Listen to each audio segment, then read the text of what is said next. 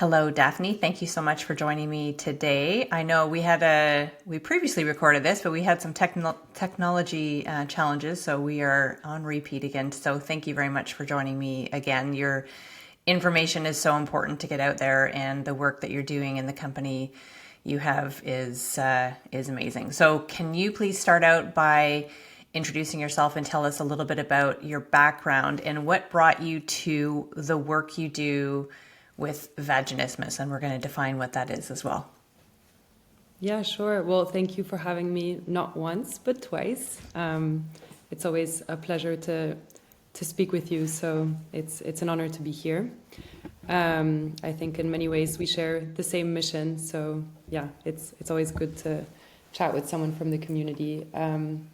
I say this, but I think if you had told me 10 years ago that I would be working on painful sex, I would not believe you. So yeah, I will define this more in the podcast, but vaginismus is the involuntary contraction of the pelvic floor muscles or the muscles around the vagina, and so it leads to painful sex, so painful intercourse, and amongst other things also the difficulty to insert tampons or receive a pap smear from the gynecologist. So this is something and a topic that I work on every single day. I work full-time on vaginismus and more specifically on helping those affected overcome it from the comfort of home and introduce a new modality of care. But back to 10 years ago, I would have never believed this would be a career path for myself because my background is actually in business. So I studied business at Wharton and international relations. And I ended up working in strategy consulting, which is a very typical path, I guess, for someone who studies business. But interestingly, my first project was for a period brand.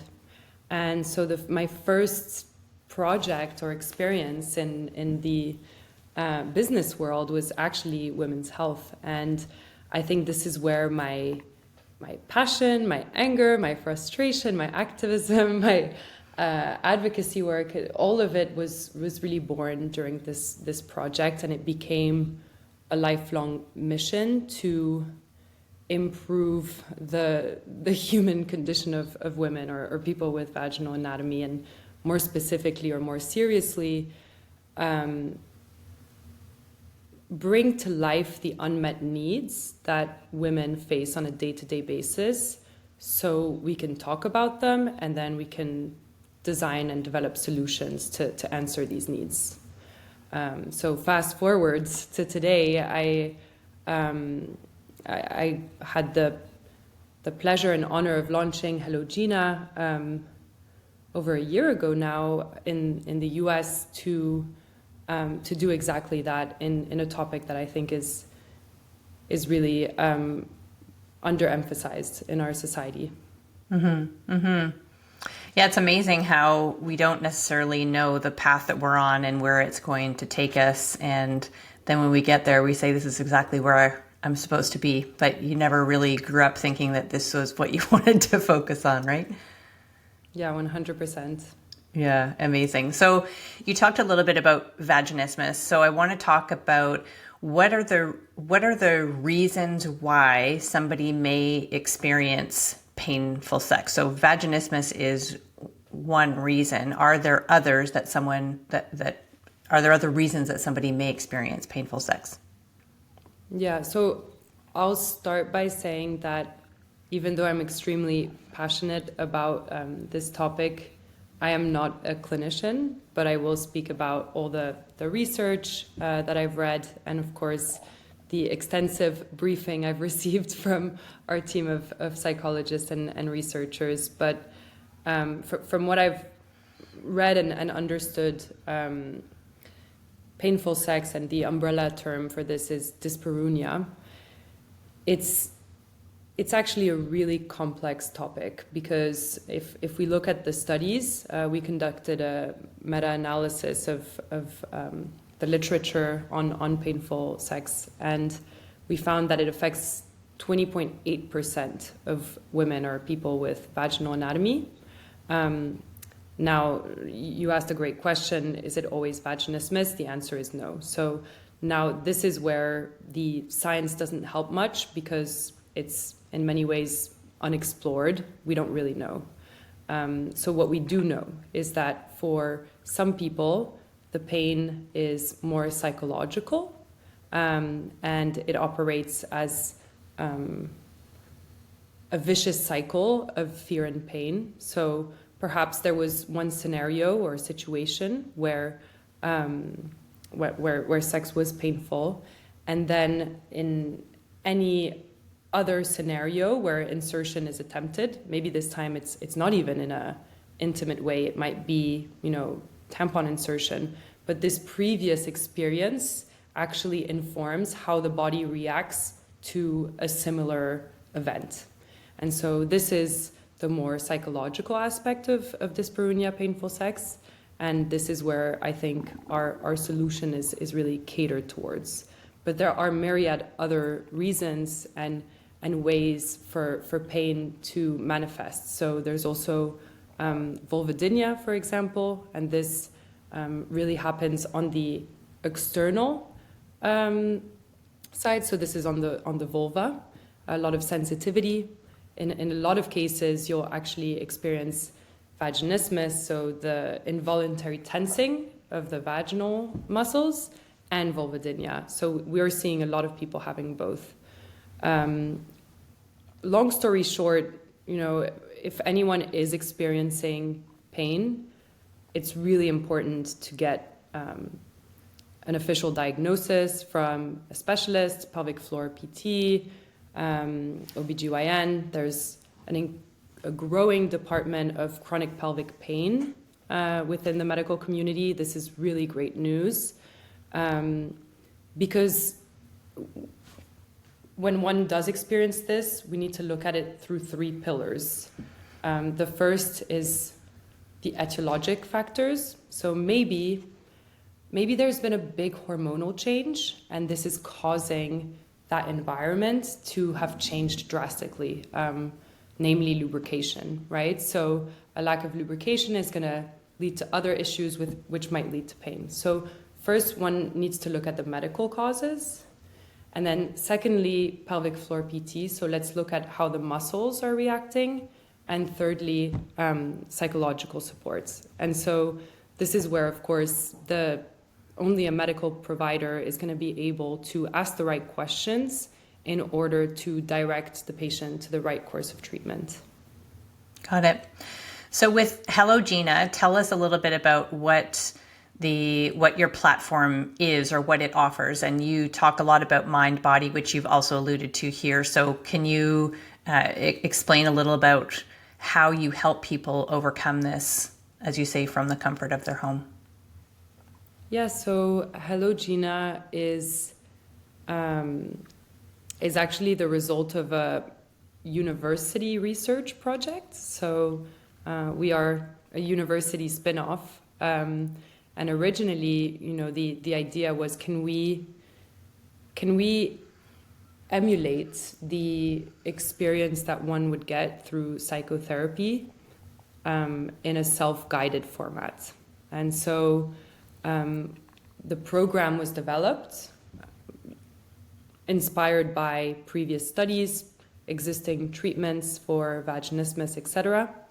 And it was then evaluated on research participants to assess if it was effective in reducing fear, improving sexual satisfaction, and of course, reducing pain during insertion. And so it went from this research project and then into a commercial endeavor when we realized really that this is something that isn't really being addressed in the market currently. There's many reasons for that, but before I get into it, you asked how HelloGina works. Maybe I can just dive into that. It's a self-guided program and self-paced. Usually we recommend doing it in about 12 weeks. But really, we see a bit of everything. Some people take 6 months. Some people are very eager to finish as quickly as possible. And it combines a lot of psychoeducational content with science-backed techniques to overcome pain during intercourse. So even though the intended goal is not always intercourse, the program is mainly guided or oriented towards that goal. So we really start the first few units, which we would recommend doing 1 unit per week, on reflecting on your personal situation. So if you're experiencing pain, can you reflect on how long it's been, how it makes you feel? And we really try to get the customer to reflect on their motivations for signing up. Because when it comes to vaginismus, there is this element of fear and this element of avoidance that is very, very strongly impacting how people actually address it. And we know that reminding people of their motivations can be very, very powerful in getting them to keep going. So at the beginning, when there's this strong momentum, I signed up for this, I'm doing this for myself, we really believe in giving yourself permission to focus on yourself. Sexual health is physical health, it's self-care. And so during that phase of pure activation, this is where we really ask about their motivations, and then we bring it back down the line when things get a bit more challenging. So once we've done this more, I guess, self-reflection and psychological work, we start basic education about vaginismus, about the cycle of fear, tools and tricks to overcome that. Some basic get to know your body exercises. Some of them are pretty fun. Some of them might be a little bit anxiety inducing for some. I'm sure you've done this many times. I see you always trying to smash taboos and with the vulva, right? But looking at your vulva in the mirror and reflecting on what that makes you feel like. So there's really also this work on your relationship with your own body and with intimacy.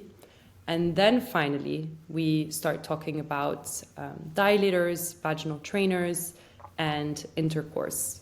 So the emphasis here is really to say that it's not until week 5 that we even talk about insertion, because the way that our psychologists have found it is that it's really important to first build that self-awareness and first rebuild that connection with yourself before practicing insertion. Mm-hmm.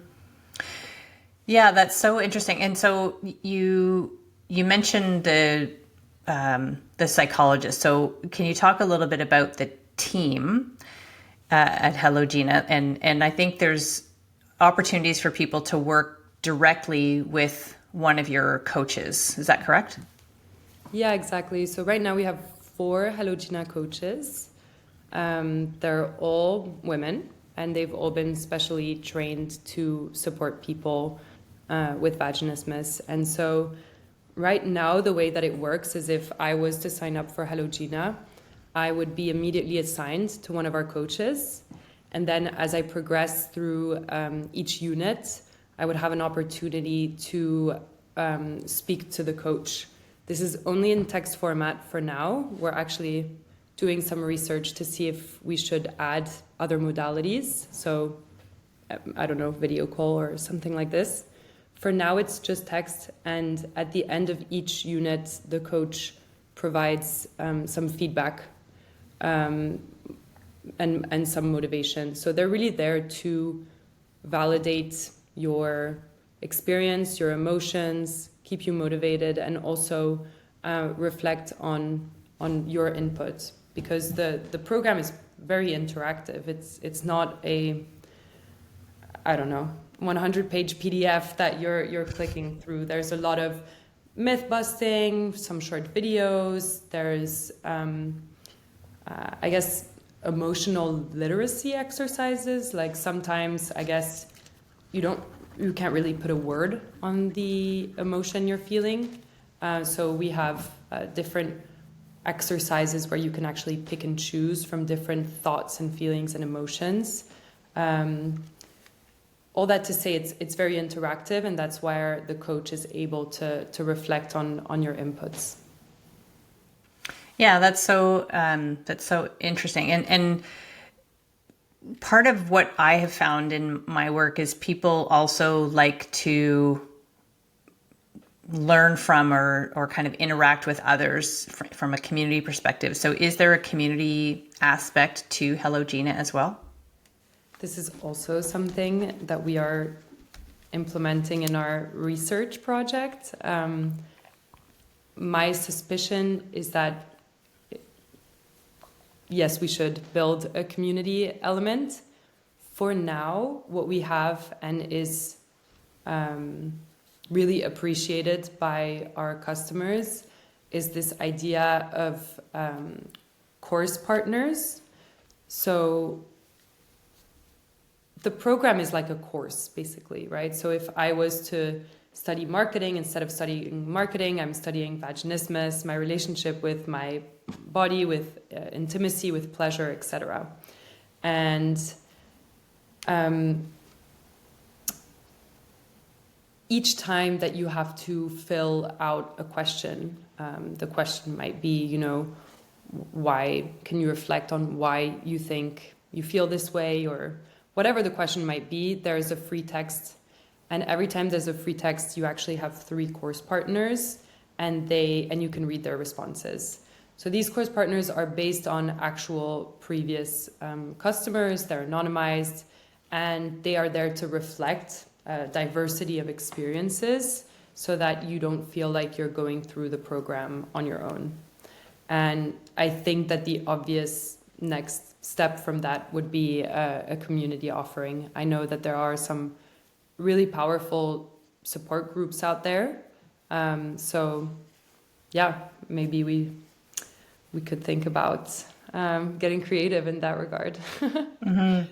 I mean, in the end, it's really the number one thing we hear from the community is, I thought I was the only one. I thought I was alone. And that's where the community aspect is so powerful, because not only are you not alone, but you might not realize how you're feeling, and having someone else, a community member, sharing this story and for you to relate to it, I think that this is really powerful.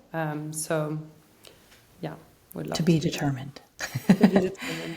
Do you have a community aspect in your app? I do, yes.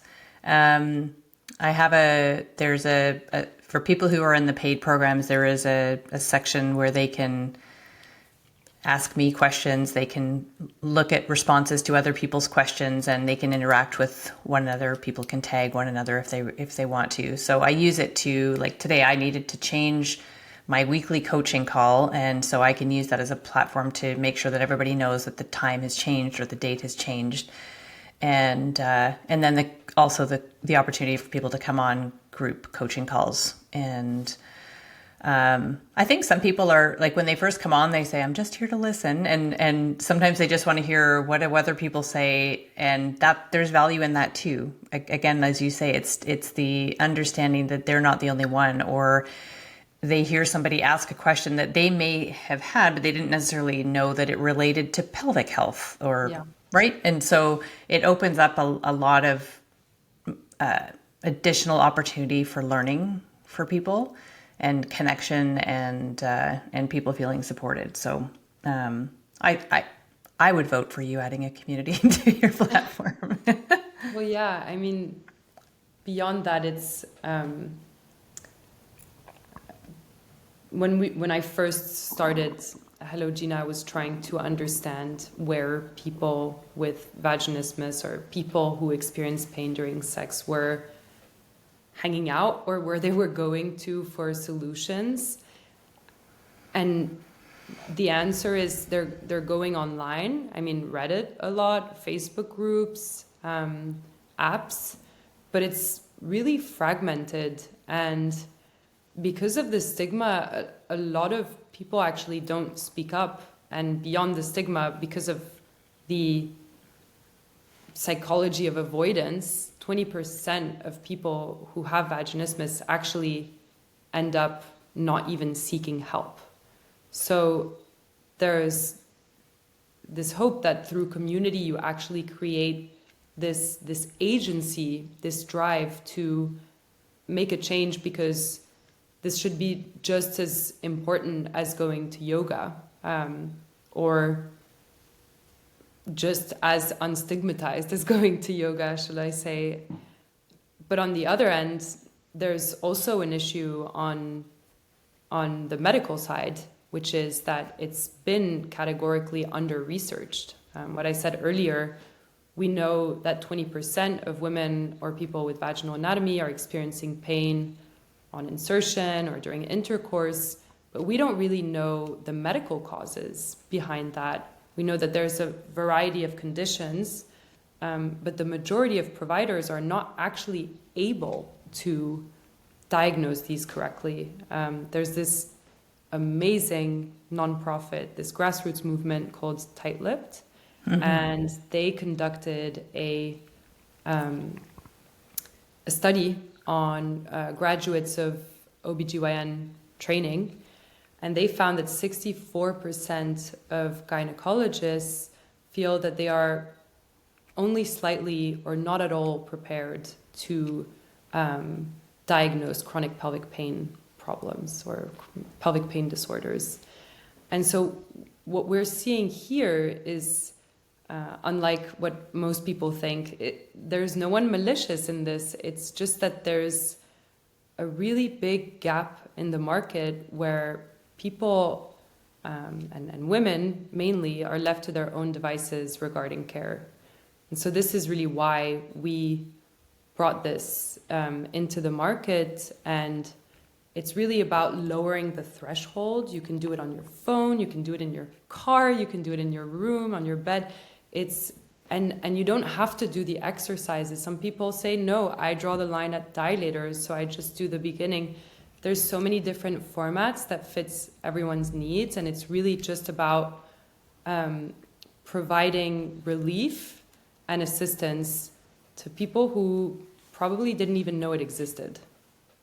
Yeah, that's so huge. And as you say, some people may only do the first part of the education and not move on to the dilator piece, but they still will have taken value, and maybe it's planted a seed that they will come back and revisit that at some point down the road, right? So it's I think it's just opening up opportunities for this to even come into people's mind, that it's even possible. And so, but I want to touch a little bit more on the dilator piece. So is this something, so a dilator, for those that are not familiar, I did an episode with a company that has an expandable dilator, and so you would need one product, that was the Milli, and there's also then sets of dilators that come from they are individual dilators that are a specific size, and then you can gradually go up in size. So essentially you learn to accommodate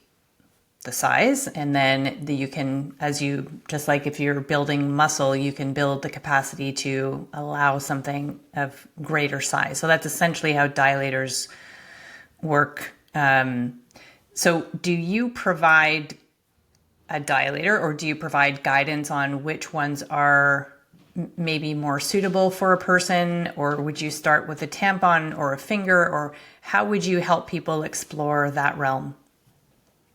Yeah, that's a great question. So at the beginning, we do finger-based exercises, and then we graduate to dilators. We have some content to recommend the right type of dilator. So there are different materials that I really spent a lot of time trying to study which one is the best, but I guess it really has to do with personal preferences. So we actually have a blog article coming out soon with one of our favorite vaginismus KOLs, Asia, and she tried a bunch of different brands and materials and is going to review it from the perspective of a patient rather than the perspective of a PT. It would be great to combine that with the perspective of a PT and see what happens. I know that this has been done from the PT perspective. But the long story short is that it really depends on your preferences, on what you're looking for. It's probably the best question to ask to a gynecologist, but we do have content that weighs the pros and cons based on what you're looking for. Can you hear me? Yeah, sorry, you just froze there for a second. So the best question to ask from a gynecologist? Yeah, I guess it would just be, the best would be to ask your gynecologist which type of dilator would be best for your use case. Some people prefer silicone, some people prefer plastic.